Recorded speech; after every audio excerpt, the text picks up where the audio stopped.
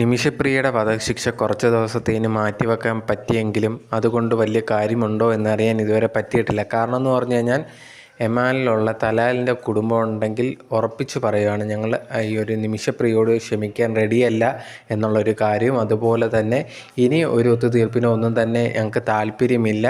നിമിഷപ്രിയയ്ക്ക് പരമാവധി കിട്ടേണ്ട ശിക്ഷ തന്നെ കിട്ടണം എന്നുള്ളൊരു കാര്യത്തിൽ അവർ ഉറച്ചു നിൽക്കുകയാണ്.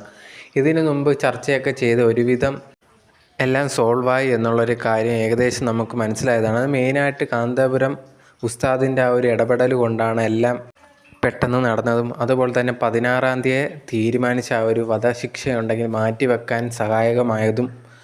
പക്ഷേ എന്നിരുന്നാൽ പോലും ഈ ഒരു കുടുംബം ഇപ്പോഴും ഉറച്ചു നിൽക്കുകയാണ്.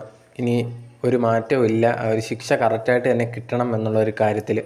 പക്ഷേ ഈ ഒരു സമയത്ത് കുറേയധികം പേരുണ്ടെങ്കിൽ ഉസ്താദിനെതിരെ നെഗറ്റീവായിട്ടുള്ള കമൻസും എന്തൊക്കെയോ ലാഭം പ്രതീക്ഷിച്ചാണ് പുള്ളി വന്നത്, പബ്ലിസിറ്റിക്ക് വേണ്ടിയാണ് ഇത് ചെയ്തത്, അല്ലാതെ ഇഷ്ടത്തോടെ ഒന്നും തന്നെ വന്നതല്ല എന്ന് പറഞ്ഞ് അങ്ങനെ കുറേയധികം നെഗറ്റീവായിട്ടുള്ള കമൻസൊക്കെ ഉസ്താദിനെതിരെയൊക്കെ വരുന്നുണ്ട്.